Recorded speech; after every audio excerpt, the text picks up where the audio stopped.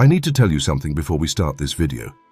And I want you to actually listen, because if I am right about what I'm going to show you in the next hour, then a lot of what you were taught about the ocean, about evolution, about how life on this planet came to be what it is, might be incomplete. Not wrong. I am not here to tell you the textbooks are wrong. I am here to tell you that the textbooks, in my honest opinion, after months of researching what you are about to see, are missing something large. Something that, once you notice it, you cannot stop noticing. There are creatures in the ocean that should not exist. I do not mean that poetically, I mean it literally. There are animals down there, 8 of which I am going to walk you through today, whose abilities, whose anatomy, whose precision are so far beyond what we, with all of our laboratories and all of our supercomputers and all of our brilliant engineers, can build, that calling them the product of random chance starts to feel almost insulting. A shrimp that punches with the force of a bullet and never breaks its own fist. A jellyfish with no brain that can see you, decide where to swim, and kill you in 2 minutes. A fish that broadcasts 2 completely different visual signals on 2 sides of its body at the same time, like a biological television running 2 channels at once. A rock that is not a rock, that does not move, that does not hunt, but kills anything that touches it. A creature that ejects its own internal organs as a weapon and grows them back within weeks. A whale that may be speaking a language so sophisticated that we need artificial intelligence to even begin to decode it. These animals are not curiosities. They are not interesting little exceptions to the rule.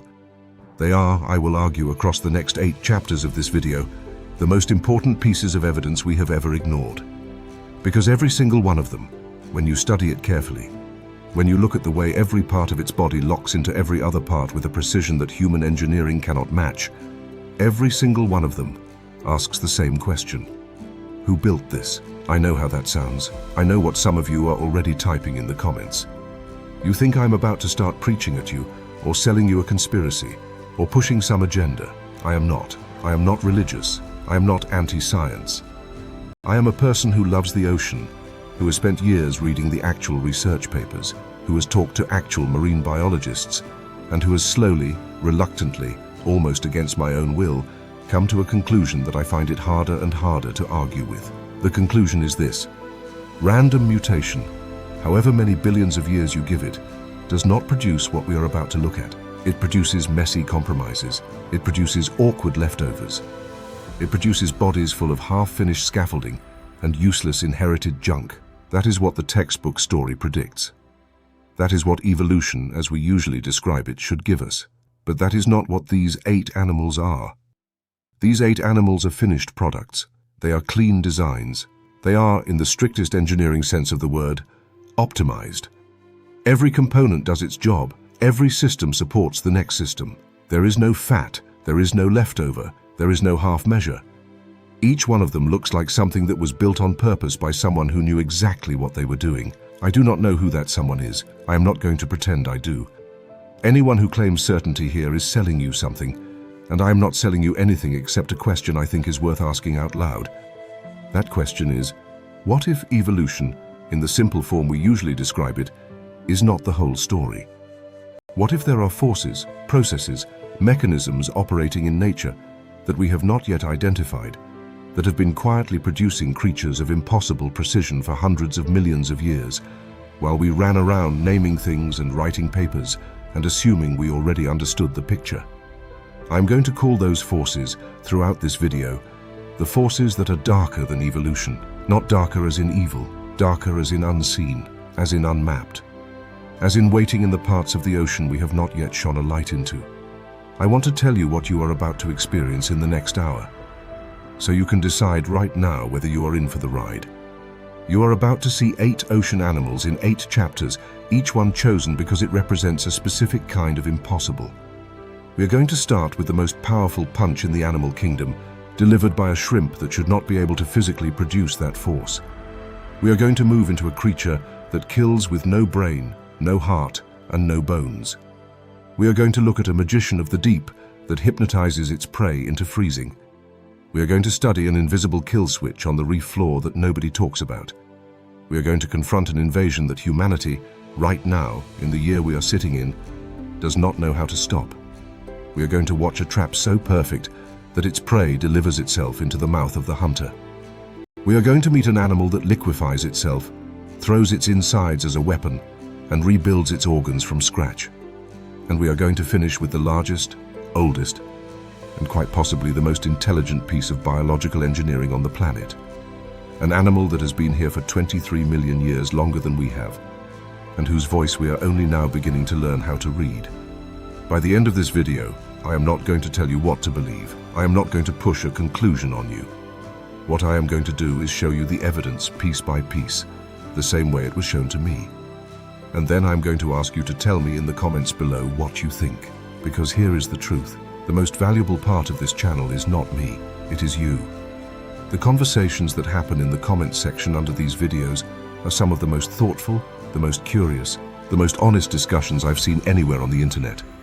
So I want to hear from you, even more than usual, especially on this one. If you disagree with me, tell me why. If something I say in the next 8 chapters strikes you as wrong, tell me. If you have a piece of evidence I have not seen, share it. I read every comment and I respond to as many as I physically can. Because this question, the question of what is actually building these creatures, is not a question I can answer alone. None of us can. A small favor before we begin. If you're watching this on a phone or a tablet or a computer, just take 1 second right now and tap the subscribe button. It costs you nothing. It does not commit you to anything. It just lets the algorithm know that this kind of content matters to you, and it helps me keep making videos like this one. There is just me, the research, the animals, and the question we are about to spend the next hour with.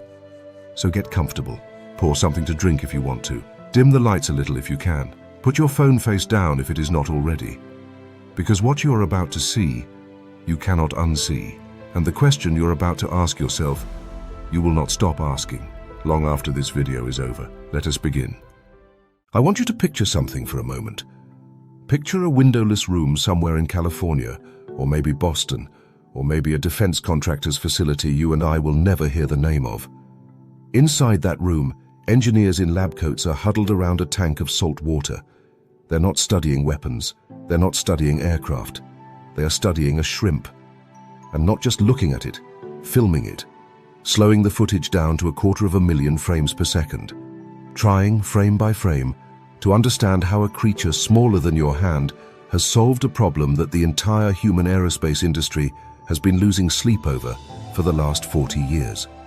That problem is simple to describe and almost impossible to solve. How do you build something that can absorb a violent, repeated impact without cracking? Helmets break. Body armor degrades. Aircraft fuselages develop microfractures after enough stress cycles, and eventually they fail. Every engineer who's ever designed protective gear has run face first into the same wall. Materials get stronger, but stronger usually means more brittle. Make it flexible, and it loses its capacity to stop force. There is, in human engineering, a trade-off, but not in this animal. This animal does not seem to know about the trade-off. This animal hits things again and again and again, tens of thousands of times in its life, with a force that should turn its own limbs into pulp. And nothing breaks. Nothing degrades. The structure holds. This animal is the mantis shrimp. And the more you learn about it, the more you start to feel that something is wrong. Not wrong in a bad way. Wrong in the way that makes you sit back from your desk and stare at the wall for a minute. Let me tell you what the engineers found when they finally cracked open one of those clubs. The dactyl club, that's what it's called. The hammer on the front of its body. They put it under an electron microscope, and what they saw was not a chunk of biological material. What they saw was an architecture. Layer after layer of mineralized fibers, each layer rotated by a tiny angle from the layer beneath it. Stack them all together, and they form what's called a helicoidal structure. A spiral, twisting through the material itself. And here is what that spiral does. When the club hits something, the shock wave from that impact has nowhere to travel in a straight line. Every layer of the spiral catches the wave at a different angle and bends it, splits it, redirects it. The energy gets dispersed in every direction at once instead of punching through to the inside. It's not absorbing the blow. It's dissolving it. I want you to understand how badly humans want this. There are research papers, dozens of them, where engineers have tried to copy this structure for body armor, for helmets, for the leading edges of military aircraft. We have not matched it. We can imitate the principle, but the precision of what this creature builds out of biological material, out of nothing more than what's available in seawater and its own metabolism, that precision we cannot replicate in a laboratory. Now keep that in your head, because we haven't even gotten to the punch yet. The Mantis shrimp strikes at a velocity of 23 meters per second. That is roughly 50 miles an hour, generated by a limb the size of a thumbnail, accelerating from a dead stop in less than 3 milliseconds. The force at the end of that strike is around 1,500 newtons. To put that in perspective, that is the kind of force you would associate with a small caliber bullet from a shrimp. But the strike itself is only the first hit. The second hit is something most people have never heard of. When the club moves through the water that quickly, it tears the water apart behind it. The water cannot fill the space fast enough, and a vacuum bubble forms in its wake. That bubble is called a cavitation bubble. And then, a fraction of a millisecond later, that bubble collapses. When it collapses, the pressure and temperature inside the bubble spike to numbers that almost don't sound real. The interior of that bubble briefly reaches a temperature comparable to the surface of the sun. There is a flash of light called sonoluminescence that you can actually photograph if you know what to look for. So the prey, whatever poor crab or snail is on the receiving end, gets hit 3 times in the same instant. The physical strike of the club, the shock wave through the water, and the heat and pressure of the collapsing bubble. 3 weapons, 1 blow, from a shrimp. And I want you to understand, I am not exaggerating any of this for views. These are measured numbers. You can look up the papers. The Mantis shrimp is, by any honest measurement, the most efficient close-range weapon system on this planet. Not built by us, not designed in a lab, just somehow walking around on the seafloor. Now let me show you the other side of the creature, the eyes. We humans see in 3 color channels, red, green, blue. That is what our retinas are built around. Almost every animal on the planet has fewer channels than we do, or the same number. The Mantis shrimp has 16 separate channels of color information. It sees ultraviolet light, it sees infrared, it sees polarized light, which is something almost no living creature on Earth can perceive. It is, in a real and not metaphorical sense, looking at a version of reality that you and I cannot access. It lives in a visual dimension we are blind to. And I want you to sit with that for a second. We share a planet with this thing. We share water with this thing. And yet what it sees when it looks at the ocean is not what you would see, not what I would see, not even close. It sees signals, patterns, colors, frequencies that our brains literally do not have the hardware to process.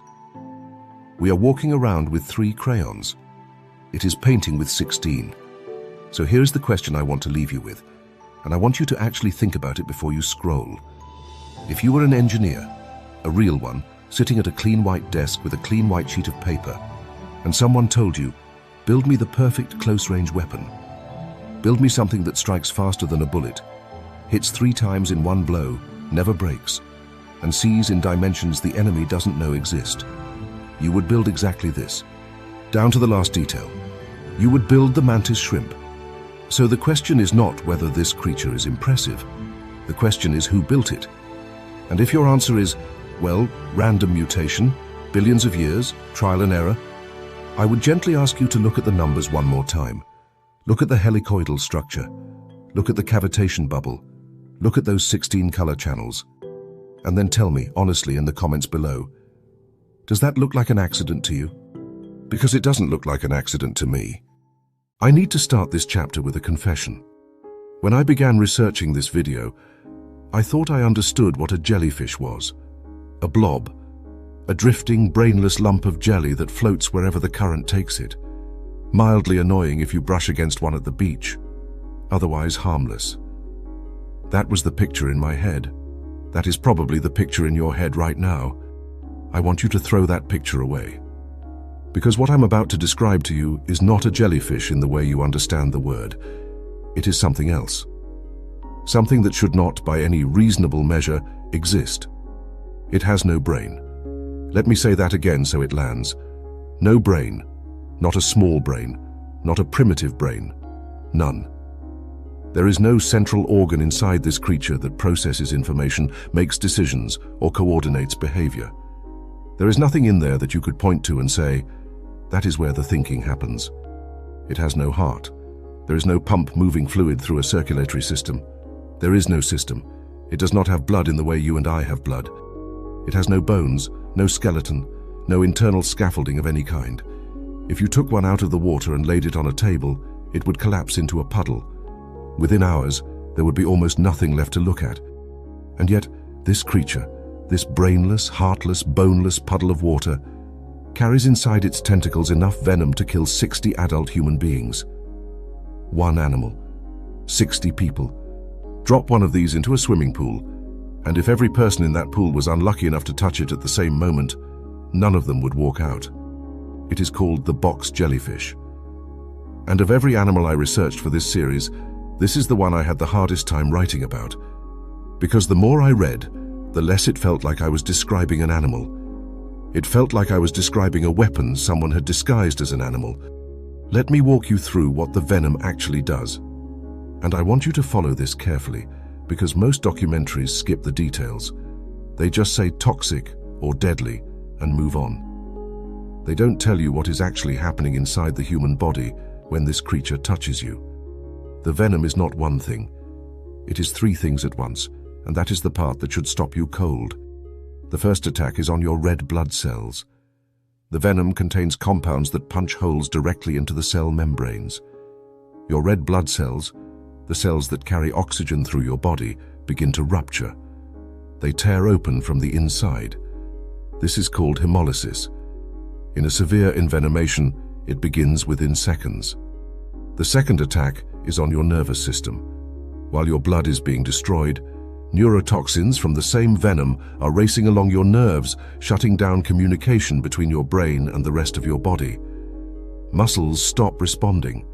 You cannot move the way you want to. Some survivors describe a feeling of complete electrical shutdown, like every wire in their body has been cut at the same moment. The third attack, and this is the one that kills you, is on your heart. The venom contains a cardiotoxin that targets the cardiac muscle directly. It does not slow your heart down. It does not weaken it gradually. It stops it. In the worst cases, the heart simply seizes and quits. All three of these things happen at the same time, not in sequence, at the same time. Your blood is being shredded, your nerves are being silenced, and your heart is being shut off simultaneously by a single sting from an animal with no brain. And the speed of it is what makes my hands cold when I think about it. In severe cases, in the worst documented cases on record, death has occurred in as little as 2 minutes. 2 minutes. That is shorter than the time it takes most people to walk from the water back to their towel. Survivors of the most extreme stings describe the pain as something that cannot be described. People who have been stung and lived have written about screaming until they could not produce sound anymore. Others have simply gone into shock and drowned before the venom even had time to finish its work. Now here is the part where I have to stop and tell you something, and I want you to take it seriously. I am sharing these numbers because they are documented and verified, not to scare you for entertainment. If you are someone who swims in tropical waters in northern Australia, in parts of Southeast Asia, in the Philippines, you should be aware of this animal. You should know what vinegar does to a sting, and you should know where the nearest emergency services are. This is not science fiction. This is the ocean we share. Okay. Now I want to take you to the strangest part, the part that nobody talks about. The part that when I read it for the first time, I had to put my notes down and go for a walk. This creature has 24 eyes. Not eye spots, not light-sensitive patches. Eyes. Real eyes. They are arranged in 4 clusters around its body, 6 eyes per cluster. And the eyes are not all the same. Some are simple, but others, 4 of the eyes in each cluster are sophisticated. They have proper corneas, just like yours. They have lenses. They have retinas. They form actual images. This animal, with no brain, has eyes that are anatomically comparable in their basic structure to the eyes of vertebrates, of fish, of mammals, of you. And here is the question that no scientist on this planet has been able to answer. If there is no central brain, what is processing the images? Where do the signals go? How does this creature use vision to hunt, to navigate, to avoid obstacles, when there is nothing inside of it that we would recognize as a thinking organ? It does navigate. That part is observed. Box jellyfish steer themselves. They actively swim toward prey. They actively avoid obstacles. They use their vision somehow to move through the world with purpose. But the mechanism, the actual biological pathway by which sight becomes behavior in an animal with no brain, remains to this day not fully understood. Sit with that. We have mapped the human genome. We have landed machines on Mars. We have built telescopes that can see the edge of the observable universe. And we still do not fully understand how this brainless puddle, drifting in the shallows off the coast of Queensland, manages to see you and decide where to swim. It sees everything. It feels nothing. There is no fear in this creature. There is no malice. There is no awareness, as far as we can tell, of what it is. It is simply doing what it was built to do, and it does it perfectly, and it will kill you before you reach the shore. So here is what I want to ask you, because the comments on this channel are the best part of this whole project for me. What does it mean to you that an animal with no brain can see, can hunt, can decide? What is the thing inside of it that is making those choices? Because I have my theories, and I have a feeling some of you have yours, and I want to read them. I will read every comment on this one. I promise. Let me show you a magic trick. But before I do, I want you to promise me something. Promise me you will watch the whole thing. Because if I tell you the secret too early, you will not believe what comes next. And what comes next, I'm telling you right now, is going to bend something in your head. Okay, here we go. Off the coast of Indonesia, on a sandy patch of seafloor about 30 feet down, there is a small fish swimming near a rock. The fish is calm. The fish is feeding. The fish has no idea that something has been watching it for the last 40 seconds. Behind that rock, half buried in sand, is an animal about the size of a loaf of bread. Soft body, 8 arms tucked underneath, 2 longer feeding tentacles coiled and hidden. It is a cuttlefish. And it is about to do something to that fish that I want you to actually see in your mind, because describing it does not do it justice. The cuttlefish lifts itself slightly. It turns toward the fish. And then across its skin, a pulse of color begins to move. It is not random. It is not camouflage. It is a band of light and dark. A rippling wave that begins at the back of the cuttlefish and travels forward, toward the head, toward the prey. Then another wave. Then another. A continuous, hypnotic procession of moving light, flowing forward like a river running across the surface of its body, all of it pointed directly at the fish. The fish stops moving. Not because it has been startled, not because it has been touched. The fish stops moving because something has gone wrong inside its visual system. The traveling waves of color are flooding its eyes with motion. Its brain, trying to process the constant flow of pattern, locks up. Some scientists believe it triggers an involuntary freeze response. Others think it overwhelms the fish's motion detection neurons so completely that, for a fraction of a second, the fish cannot decide where to look or what to do. That fraction of a second is all the cuttlefish needs. The feeding tentacles uncoil. They cross the distance in less than 30 milliseconds, faster than the human eye can follow. The fish is gone. Lunch is over, and the cuttlefish sinks back into the sand like nothing ever happened. This is called the passing cloud display, and it is one of the most underappreciated marvels in the entire ocean. Because what you just watched, what I just described to you, was an animal projecting a visual illusion onto the surface of its own body, in real time, for the express purpose of hijacking the nervous system of another creature. That is not camouflage. That is not signaling. That is, in any way you want to define the word, hypnosis, performed by a mollusk, with its skin. Now let me tell you how the skin actually works, because the moment you understand the hardware, the trick gets even more impossible. A cuttlefish's skin contains millions of specialized cells called chromatophores. Each chromatophore is a tiny sac of pigment, and each sac is attached to a ring of muscle fibers. When the muscle contracts, the sac stretches open and the pigment becomes visible. When the muscle relaxes, the sac shrinks and the color disappears. Multiply that by millions of cells.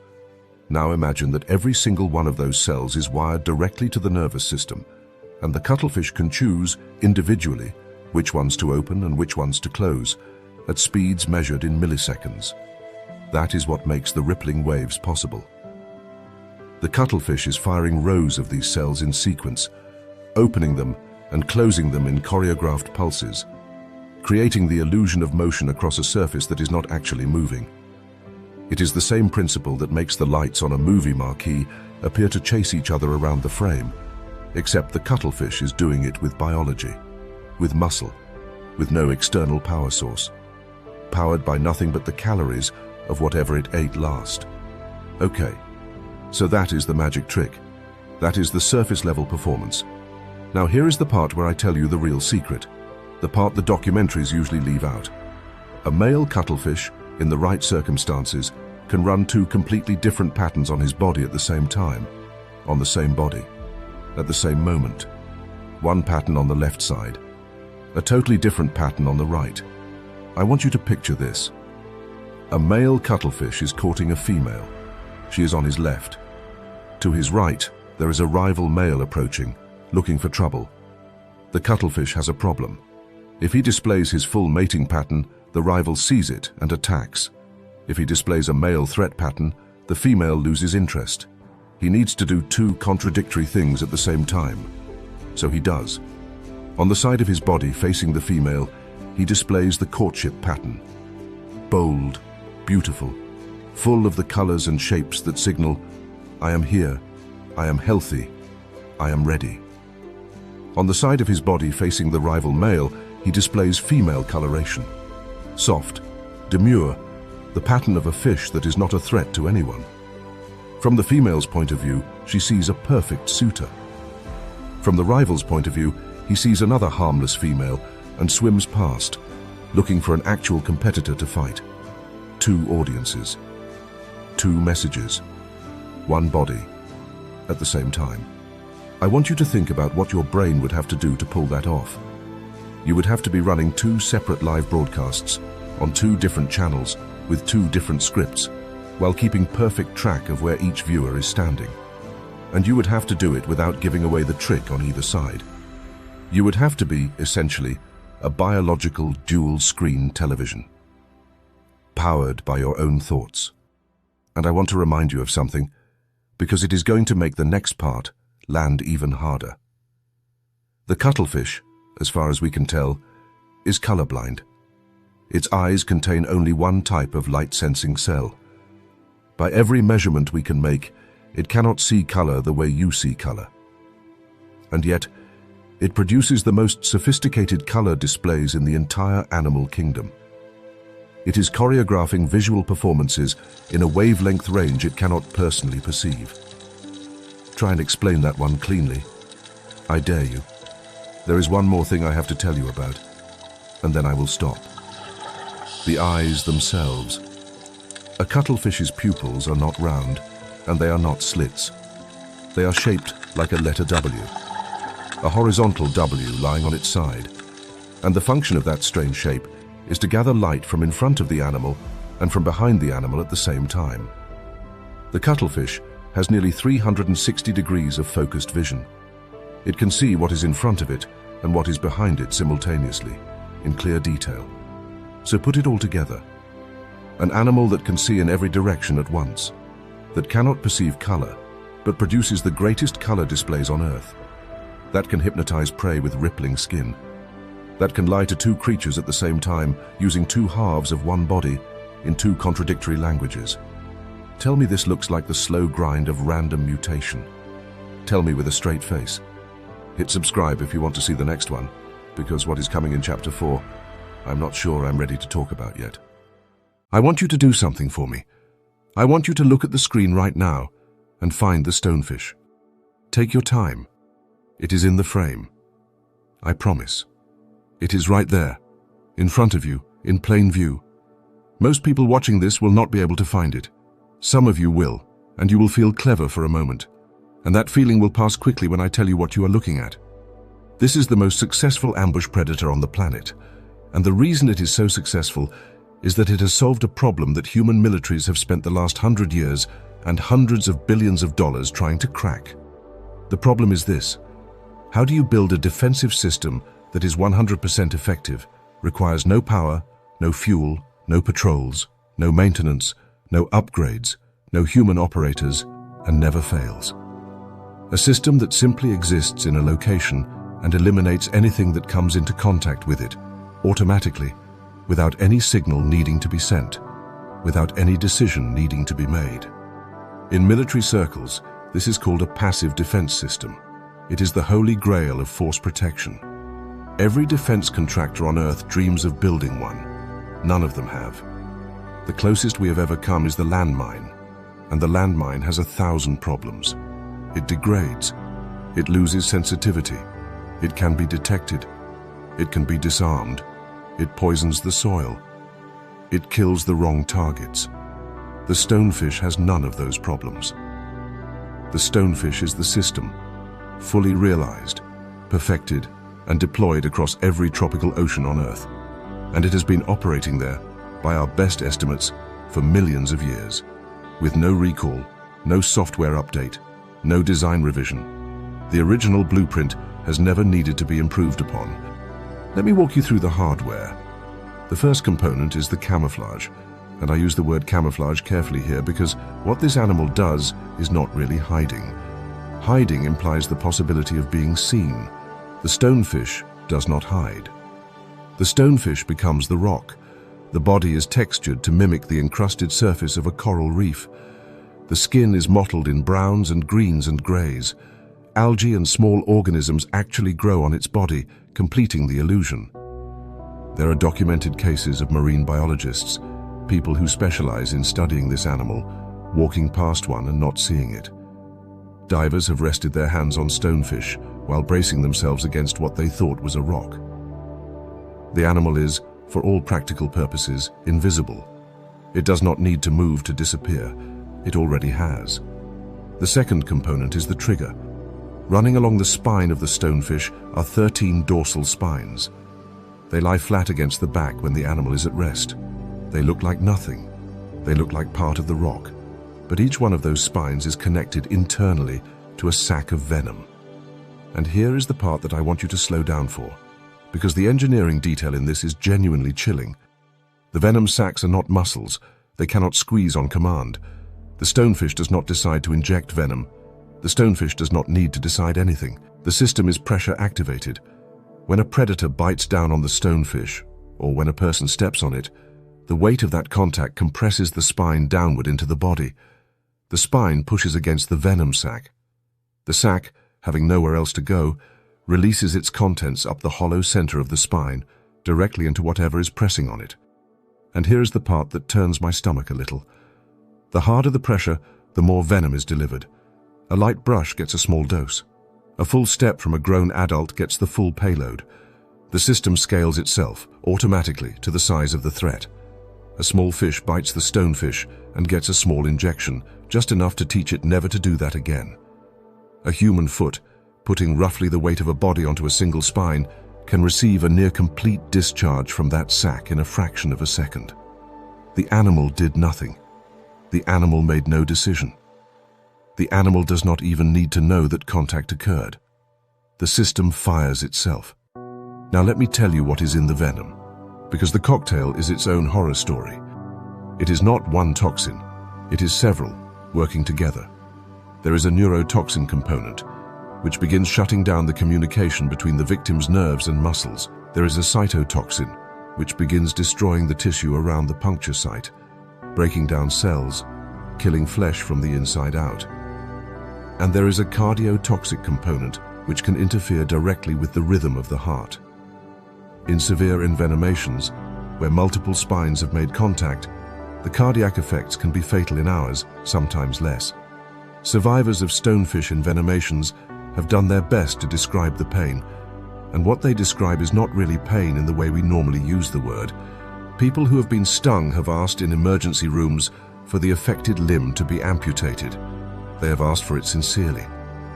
The pain has been ranked, in medical literature, above third-degree burns, above compound bone fractures, above childbirth, above almost anything a human nervous system can be made to feel. Some descriptions speak of a feeling that does not resemble injury at all, but something more like being lit on fire from the inside, while every nerve in the affected area screams in a single continuous note that nothing in the human pharmacy can fully turn off. That is what one footstep buys you. And the animal, the entire time, has not moved. There is one more specification I have to tell you about. The stonefish can survive completely out of water for up to 24 hours, a full day. You can take this animal out of the ocean, leave it on dry land, and it will sit there, alive, waiting. The spines remain pressure activated. The venom remains potent. People have been stung by stonefish that washed up on beaches days before. People have been stung by stonefish that fishermen pulled out of the water and tossed onto the deck and forgot about. It is, in every sense of the word, a deployed weapon. It works on land. It works in water.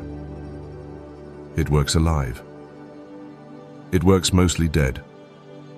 There are documented cases of envenomation from stonefish that had been technically deceased for hours. So let me read the specification sheet back to you, the way you might find it written on a defense contractor's slide deck. A passive, pressure-activated, multi-toxin delivery platform. 0 power consumption. 0 moving parts. 0 operator required. Self-camouflaging. Self-deploying. Operational for up to 24 hours outside of its native medium. Effective against soft tissue targets up to and including large mammals. Deployed worldwide across all tropical reef ecosystems. Operational lifespan, in current generation, approximately 5 to 10 years per unit. Production cost, 0. Maintenance cost, 0. Failure rate, statistically negligible. If you put that slide in front of a room full of military engineers, they would not believe you had built it. They would ask where you stole it from. And I want to ask you the same question I have been asking through this whole series, because I cannot let it go. Look at the specifications. Look at the precision. Look at the way every component of this animal serves a single coherent purpose, and look at how perfectly that purpose is executed. There is no fat on this design. There is no waste. There is no half measure. Every detail, from the camouflage to the spines to the auto-compressing venom sacs, is solving a specific engineering problem with a specific engineering solution. That is not what random mutation produces. Random mutation produces messes. It produces compromises. It produces vestigial leftovers and weird half-functional limbs and bodies full of leftover scaffolding from earlier designs. This is not a mess. This is a finished product. Tell me, honestly, in the comments, when you look at this animal, what do you see? Do you see an accident? Do you see a happy coincidence of mutation and selection? Or do you see a blueprint? I know what I see, and it has been keeping me up at night. There is an invasion happening right now in the Atlantic Ocean, and almost nobody is talking about it. It started small. A few aquarium owners, somewhere on the east coast of Florida, sometime in the late 1980s, decided they did not want their pet fish anymore. The fish were beautiful, striped in red and white, with long flowing fins that fanned out like dancers' veils. But they had grown too large for the tank. They had eaten the other fish. They had become inconvenient. So the owners did what people do when they no longer want an animal but cannot bring themselves to kill it. They drove to the nearest beach. They walked to the water, and they let it go. That moment, That small, selfish moment of throwing away a pet is the moment a war began. A war that the lionfish is currently winning. A war that, as of right now, in the year we are sitting in, humanity has no idea how to end. To understand what is happening, you have to understand what a lionfish actually is. Because most people, when they see one, see the costume. They see the colors. They see the fins. They see something that looks like it belongs in a children's book. They do not see what is underneath. Underneath the costume is one of the most efficient area denial weapons that biology has ever produced. And I am going to walk you through, piece by piece, why this animal has effectively become invincible in half of the oceans on Earth. Let me start with the spines. A lionfish carries 18 venomous spines on its body. 18. And the arrangement of those spines is not random. It is geometric. There is a row along the back, the dorsal spines standing tall and visible. There is a set underneath, the pelvic spines guarding the belly. There is another set near the tail, the anal spines covering the rear approach. Think about what that means for a moment. Above, below, behind. Every angle of attack covered. If a predator comes at the lionfish from the top, it hits dorsal spines. If it tries to flip the lionfish and attack from underneath, it hits pelvic spines. If it tries to grab from behind, it hits the anal spines. There is no safe approach. There is no blind side. There is no angle of attack that does not result in venom delivery. In military terms, this is called 360-degree coverage. Most defensive systems on the planet, the ones that humans have built, cannot achieve it. Tanks have weak spots. Bunkers have entrances. Even the most sophisticated naval defense platforms have gaps. The lionfish does not have gaps. The lionfish is a sphere of venom, swimming slowly through the water, daring something to touch it. And the venom itself is no afterthought. It is a neuromuscular toxin, which means it attacks the connection between nerves and muscles. A predator that bites a lionfish gets a mouthful of fire, immediate, excruciating, the kind of pain that overwhelms the entire nervous system in the moment of contact. There is paralysis, there is swelling. There is, in rare cases, complete cardiac failure. But the most important thing the venom does is teach. One encounter with a lionfish, and any creature that survives it will never go near another one for the rest of its life. Which brings me to the part of this story that should make you sit up. In the Pacific Ocean, where lionfish originally evolved, predators know what the colors mean. Groupers, sharks, large reef fish, they have grown up seeing those red and white stripes and learning, generation after generation, that those stripes mean stop.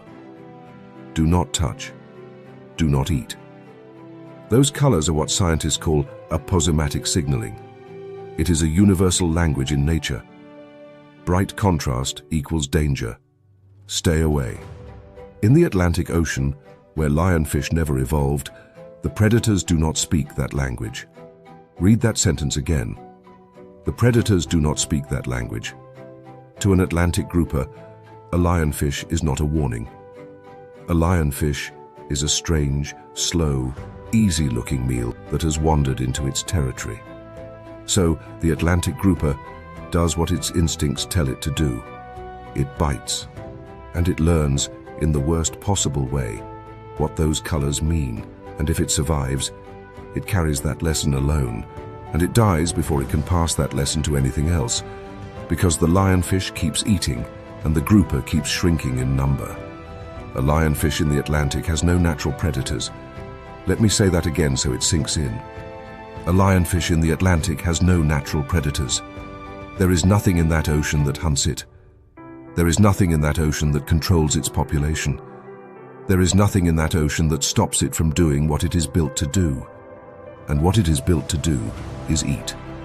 There is a study I want you to hear about, because the number in this study is something I had to read 3 times before I believed it. Researchers tracked the impact of a single lionfish on a single small reef. They counted the juvenile fish populations on that reef before the lionfish arrived. Then they came back 5 weeks later. In that window, That one lionfish had reduced the juvenile fish population by 79%. 79. One fish. 5 weeks. Almost 8 out of every 10 young fish on that reef gone. Eaten. Erased. Now multiply that by the millions of lionfish currently spreading through the Atlantic, the Caribbean, the Gulf of Mexico, and creeping further north every year. The math gets dark very quickly. It gets darker when you look at the biology of the animal itself. The lionfish stomach can expand to 30 times its resting size. 30 times. It can swallow prey almost as large as itself. And when there is no food available, the lionfish does not starve in any reasonable amount of time. It can survive for up to 3 months without eating a single thing. It enters a kind of standby mode. Slow, patient, waiting. 3 months of no input, and it is still operational, still venomous, still ready. And then there is the reproduction. A female lionfish reaches sexual maturity in under a year, from birth to breeding adult in less than 12 months. Once she begins reproducing, she does not stop. A single female lionfish can release up to 2 million eggs per year. Per year. Released in floating egg masses that drift on the currents, carrying the next generation of invaders to every corner of the ocean she touches. So let me give you the specification sheet on this one, because the more I write this, the more it sounds like something somebody built on purpose. A self-contained, 360-degree venom delivery platform. Operational in temperatures ranging from tropical to subtropical. 3-month standby mode with 0 food intake. Stomach capacity expandable to 30 times baseline. Reproductive output of approximately 2 million eggs annually per female. No known predators in the Atlantic theater. No effective natural countermeasure deployed. No biological brake on population growth. Active and spreading. You read that out loud at a defense conference, and people would call it science fiction. They would call it the imagined output of some lab that had finally lost its mind. They would say no one would ever build a system that good, because if you released that system into an environment without controls, it would never stop spreading. Well, it is not science fiction, and it is not stopping. There is a sad irony at the end of this story, and I want to be honest about it with you. We did this. We released this animal into an ocean it was never meant to be in. The lionfish did not invade the Atlantic. We carried it there, and then we threw it overboard. The forces that built this animal are not responsible for what is happening in Atlantic reefs right now. We are. But the animal itself, the design of it, the precision of it, the way every single feature, the spines, the venom, the stomach, the reproductive output, the colors that fail to warn the wrong predators, the way all of it locks together into a perfect invading machine, that is something else. That is something that was waiting. That was sitting in the Pacific for millions of years, fully assembled, fully operational, ready to be deployed the moment someone opened the door. We opened the door. So tell me in the comments, do you think there is a way to stop this? Because honestly, I have read every paper I can find, and I'm not sure that there is. And if there is not, I would like to hear someone braver than me say it out loud. I want to start this chapter by asking you to do something a little strange. I want you to blink. Go ahead, right now. Just blink once, normally. That blink took you about 150 milliseconds. That is the average. From the moment your eyelid starts to close to the moment it fully reopens, 150 milliseconds is roughly what your body needs. It feels instant. It feels like nothing.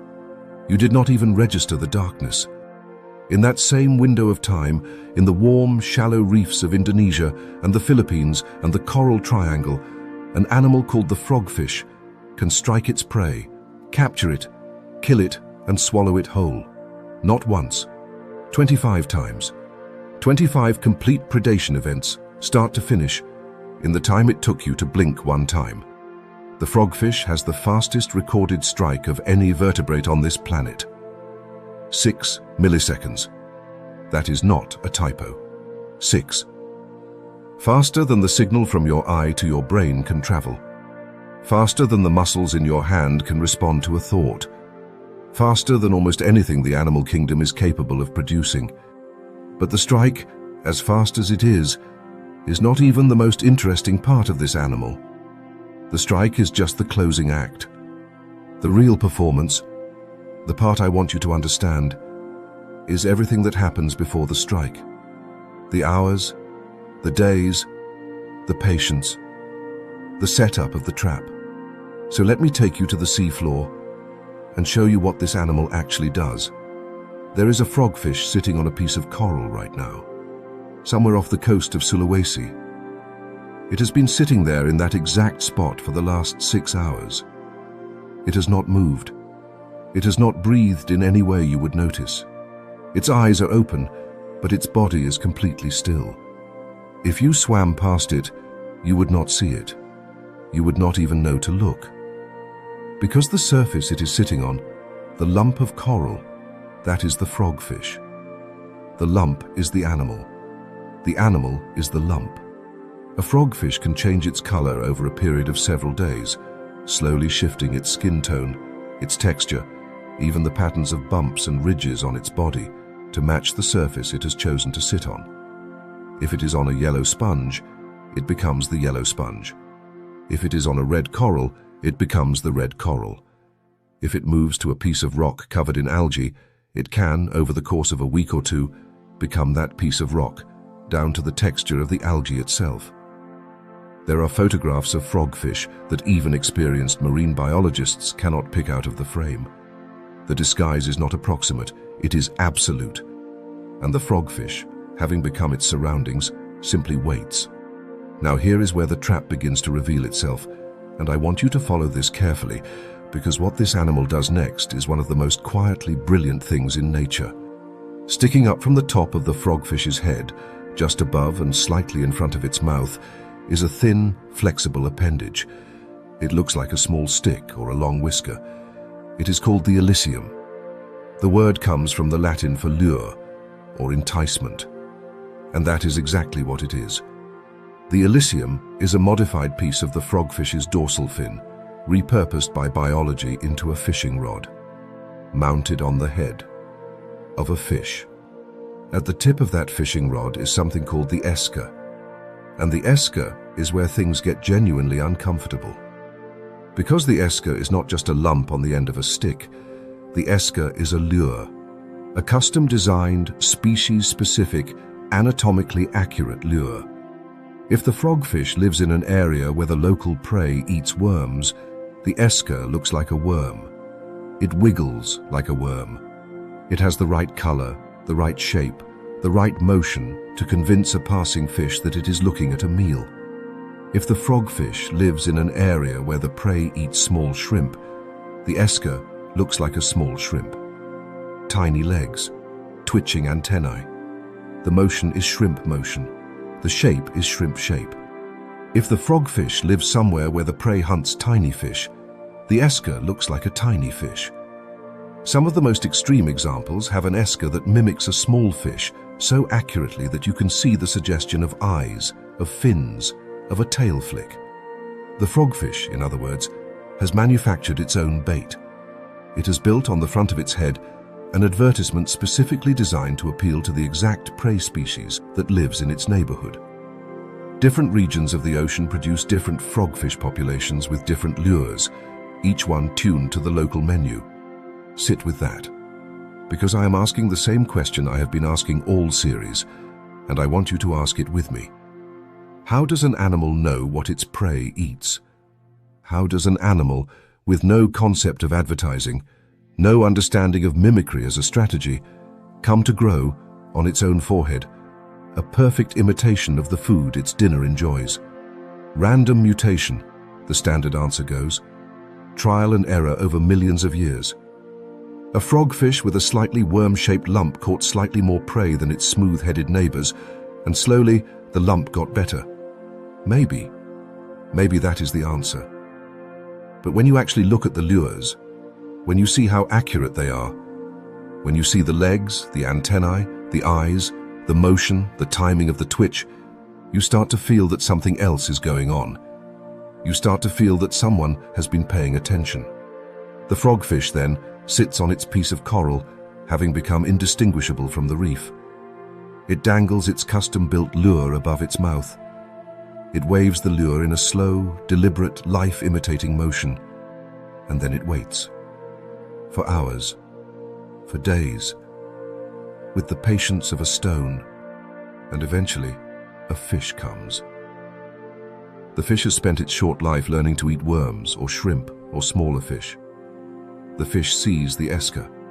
The fish recognizes the meal. The fish moves toward the lure, drawn in by the same instinct that has fed it every day of its life, and that instinct is about to be the last decision it makes. The fish gets close. It commits to the bite, and in 6 milliseconds, it is over. The frogfish strikes by violently opening its mouth. The volume of its oral cavity expands by a factor of 12, almost instantaneously, creating a vacuum so intense that the surrounding water and anything in it is sucked inward with crushing force. The prey does not get bitten. The prey gets inhaled.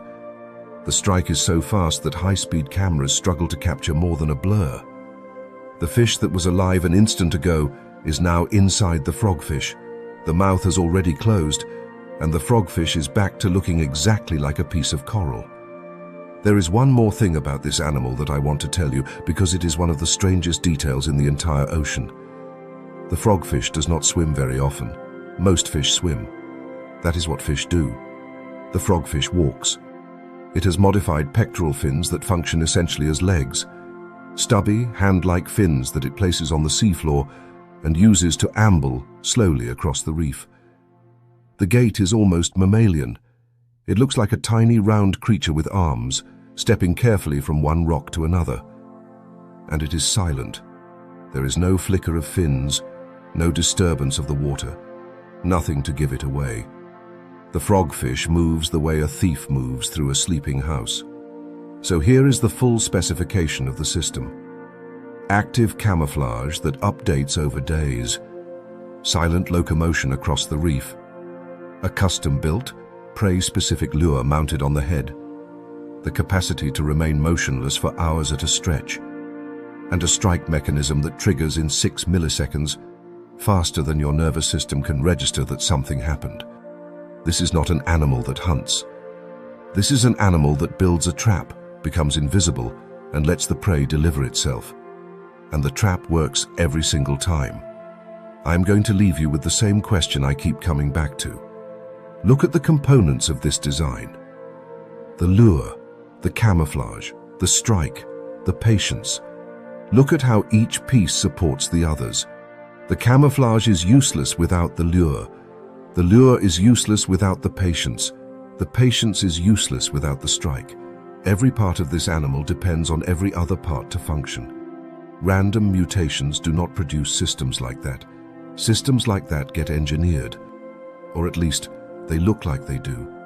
If you have been with me this whole series, you have seen 5 animals so far that all share this same feeling, the same uncomfortable suggestion that something has been working on these designs for a very long time, with a very clear goal in mind. We have 3 chapters left, and the ones that are coming are, in my opinion, the strangest of them all.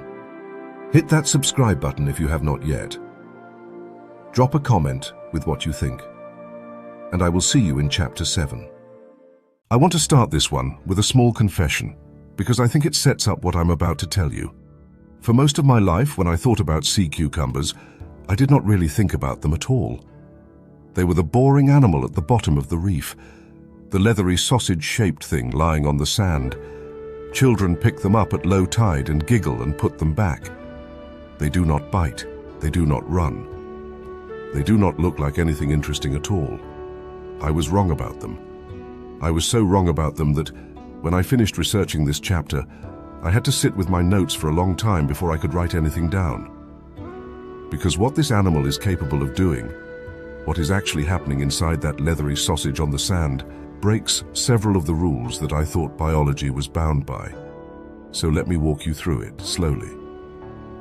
The way I had to walk through it myself.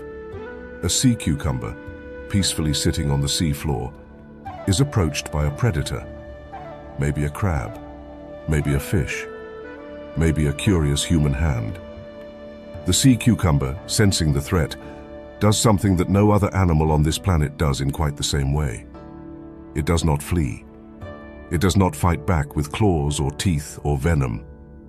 It cannot. It has none of those things. Instead, the sea cucumber opens a part of its body, and from inside, it expels its own internal organs. Read that sentence again. I had to. The sea cucumber ejects its organs, on purpose, outward, at the attacker. It shoots them out. It empties its insides into the water like a person turning a glove inside out. These organs are not random. They are a specific set of internal threads called Cuvierian tubules, attached near the respiratory system, and the sea cucumber has full muscular control over their release. When they hit the water, something happens that defies what you would expect from biological tissue. They expand. They swell to roughly 20 times their original size, almost instantly, the moment they touch seawater, and they become sticky, aggressively sticky, the kind of sticky that a crab cannot wipe off, that a fish cannot shake free, that wraps around its attacker like a net soaked in glue and toxin both, because the threads are also chemically loaded. They carry a class of compounds called saponins, which are mildly toxic to many of the small predators that would target a sea cucumber. So the predator is not just stuck. The predator is stuck and being slowly poisoned while it tries to extract itself from a net that is gluing itself harder the more it struggles. That by itself would be enough to put the sea cucumber on this list. The fact that an animal can fire its own insides as a guided defensive payload is, by any reasonable standard, science fiction made flesh. But that is not the part that I want you to sit with. The part I want you to sit with is what happens next. The sea cucumber, now hollow, now missing its intestines, its respiratory tree, parts of its reproductive system, simply pulls itself away from the scene. And then, over the following days and weeks, it grows everything back. Every organ, from scratch. Within 1 to 5 weeks, depending on the species and the temperature of the water, the sea cucumber rebuilds its entire internal anatomy. The intestines regrow. The respiratory tree regenerates. The reproductive organs come back online.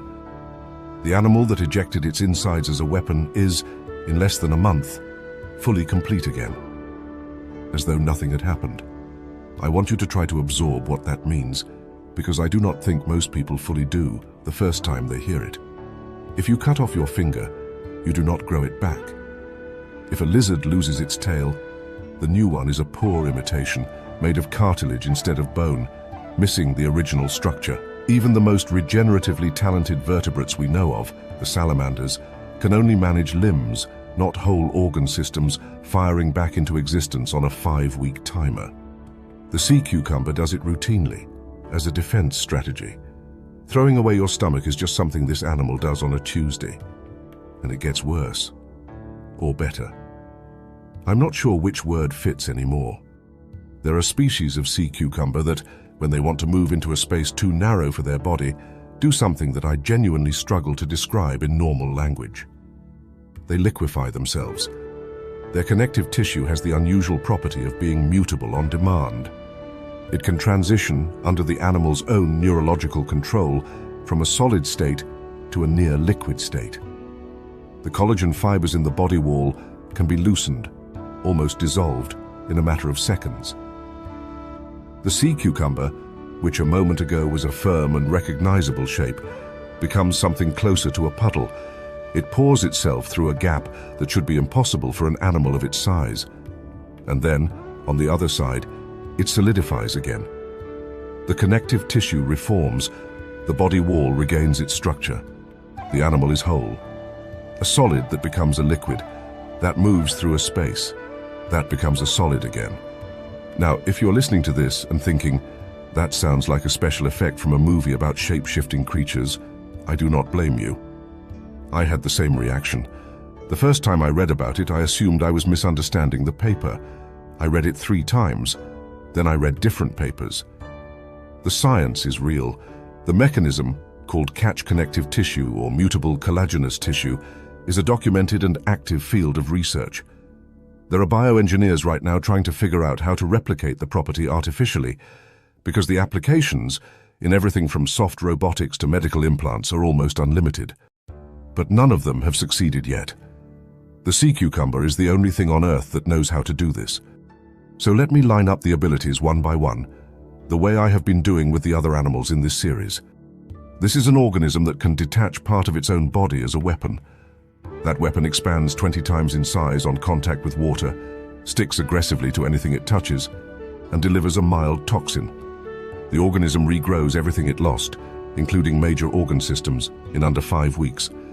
It can convert its own body from a solid to a liquid and back again, on demand, through neurological control of its connective tissue. It is, in every meaningful sense, a phase-shifting, self-regenerating, ammunition-firing biological platform. And those are just the combat abilities. Because I have not yet told you what the sea cucumber does for the ocean. The thing it does for free. The thing the entire reef depends on. A sea cucumber, in its normal day-to-day life, eats sand. It passes seafloor sediment through its body, extracting whatever organic matter is in there, and excretes the cleaned material out the other end.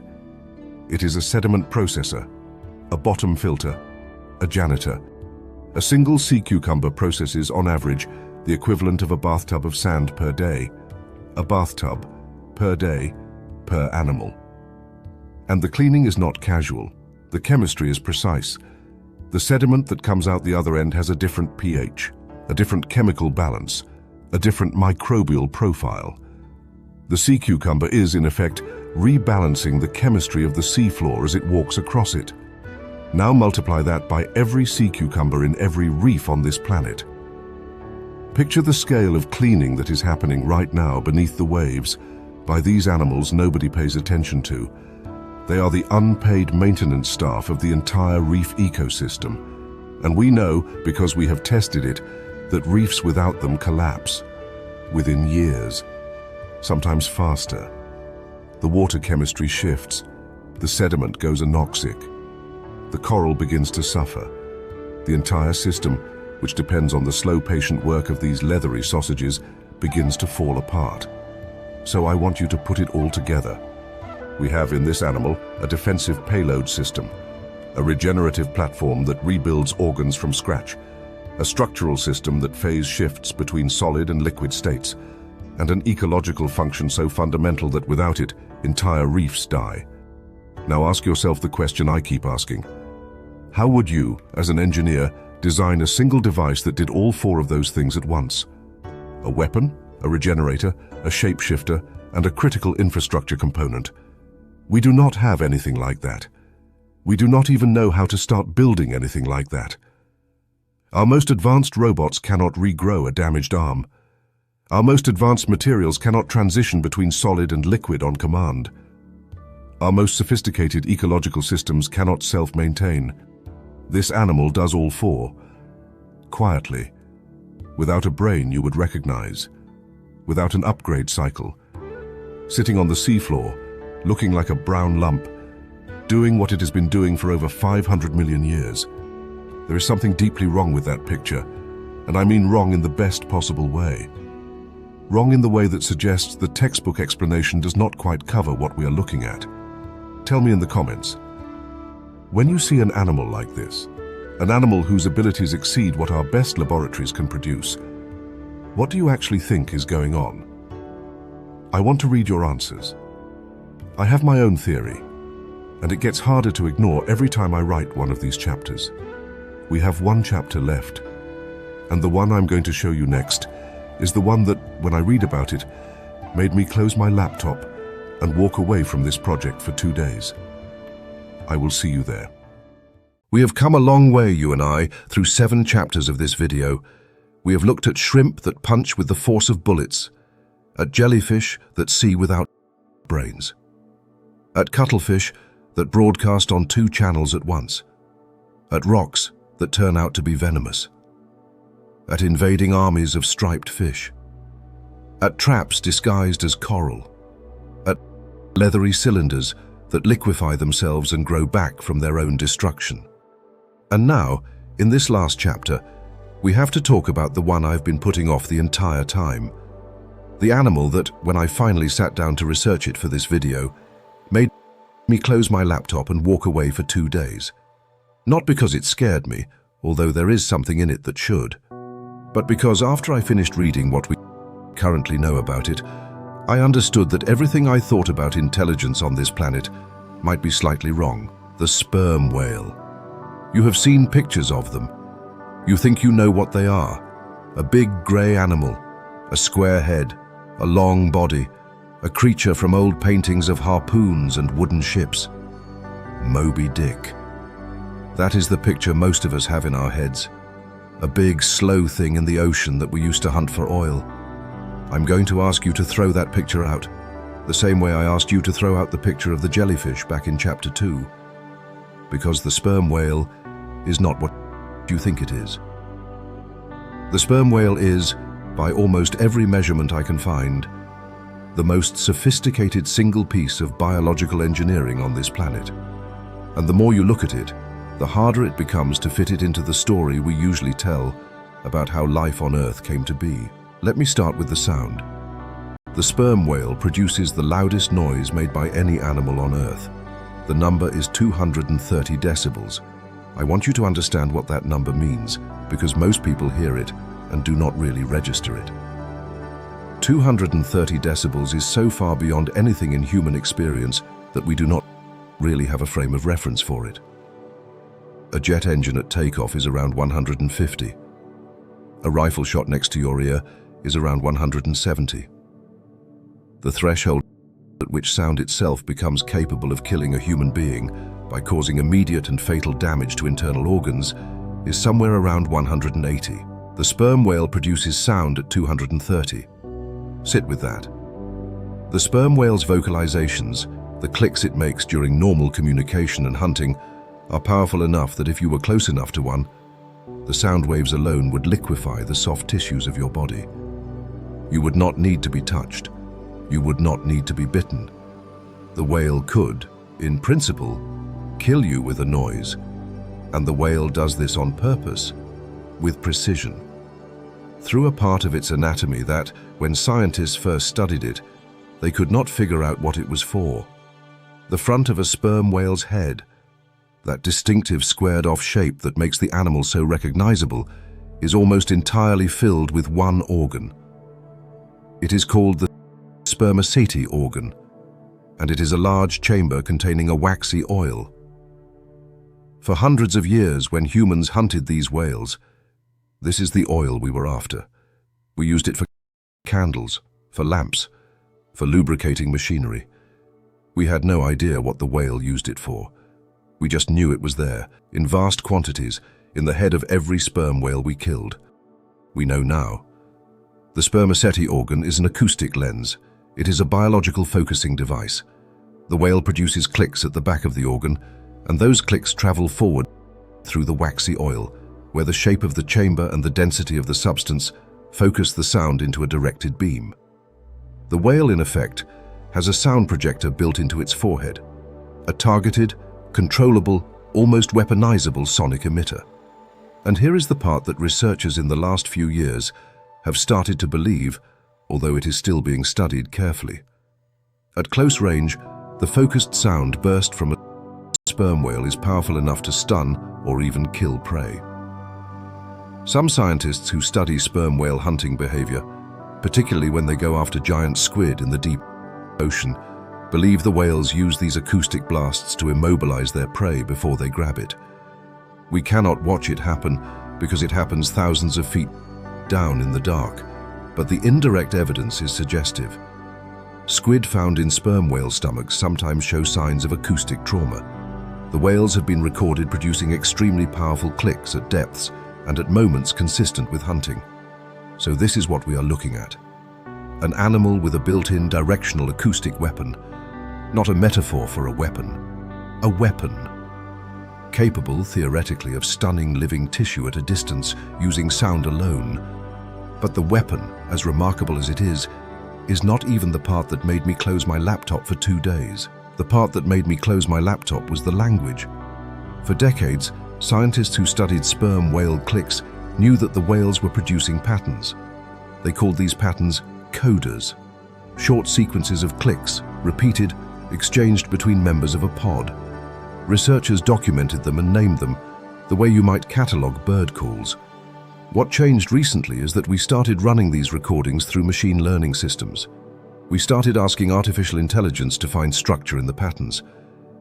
And what came back, in research published in the last couple of years, was something nobody was quite ready for. The clicks are not random. They are not simple signals. The clicks appear to constitute a combinatorial communication system, which is a fancy way of saying the whales are combining smaller units of sound into larger structures in ways that suggest something like grammar. There appear to be variations in tempo, in rhythm, in the spacing of clicks that change the meaning. The whales seem to be using a system that, in its underlying architecture, may have more in common with human language than we ever imagined possible. I want to be careful here, because the research is still ongoing, and the scientists themselves are cautious about claiming too much too soon. Nobody is saying that sperm whales are having philosophical debates down there. What they are saying, quietly in academic papers, is that the structural complexity of sperm whale communication is high enough that we may be looking at a true language in a different species on this same planet that has been here longer than we have been recognizable as ourselves. How long? That is the last detail I have to tell you, and it is the one that puts everything in this whole series into context. Sperm whales, as a species, have existed in roughly their current form for about 23 million years. 23 million years. Homo sapiens, you and me, the species sitting on either side of this video, has existed for about 300,000 years. That means sperm whales have been swimming in their current form, with their acoustic cannons and their possible language and their giant focusing organs in their heads, for almost 100 times longer than our entire species has existed. While we were not yet human, the sperm whale was already exactly what it is now. While our ancestors were still climbing in trees, the sperm whale was already speaking, already hunting in the dark with focused sound, already going about its business with technology built into its body that we still do not fully understand. I want to walk back through this whole video just briefly before I let you go. A shrimp that punches with the force of an industrial press, a jellyfish that sees without a brain, a cuttlefish that broadcasts two messages at once, a stone that kills you for stepping on it, an invader that cannot be stopped, a trap that disguises itself as the reef, a creature that liquefies itself and regrows its organs, a whale that may be speaking a language we cannot yet decode, 8 animals, 8 blueprints, each one solving a different engineering problem with a precision and elegance that our best laboratories cannot replicate. We started this video with a phrase, forces darker than evolution. I want to come back to that phrase now at the end, because I think you deserve to know where I am with it. I am not a creationist.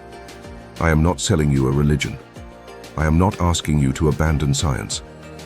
What I am asking you, what I have been asking you all the way through this video, is to look at what we have actually seen with open eyes, and to ask whether the story you were told in school covers it. Random mutation, natural selection, slow accumulation over deep time. That is the textbook explanation. And in many cases, in most cases maybe, it explains what we see. But when you line up the 8 animals in this video, when you look at the helicoidal armor and the cavitation bubbles and the dual-channel skin broadcasts and the species-specific lures and the phase-shifting tissue and the directional acoustic weapons, what you see is not the mess of half-finished compromises that random mutation usually produces. What you see looks like design. I am not telling you who or what designed it. I would not pretend to know. Maybe it is forces we do not yet have names for. Maybe it is some property of nature we have not yet measured. Maybe it is something stranger than that. I do not know. Nobody does. But I will tell you this. I cannot look at these animals anymore and accept the simple answer. I have tried. I cannot do it. There is too much precision in them, too much intention, too much elegance in the way every part fits with every other part. Something is going on down there, under the waves. in the dark. Something has been at work for hundreds of millions of years, building things that we, with all our tools and all our intelligence, cannot replicate. I do not know what to call it, but I think it is real. If you made it all the way to the end of this video, thank you. Genuinely, thank you. The fact that you sat through 8 chapters of this with me means more than you know. If anything in here moved you, made you think, made you uncomfortable, made you wonder, please tell me about it in the comments. I read them, all of them. And the ones that disagree with me, I want those most of all. Subscribe if you want to come with me on the next one. I am already researching it, and what is in there is, somehow, even stranger than what was in this one. Until then, keep looking at the ocean, and keep asking the question, because something built these animals, and I do not think it was random.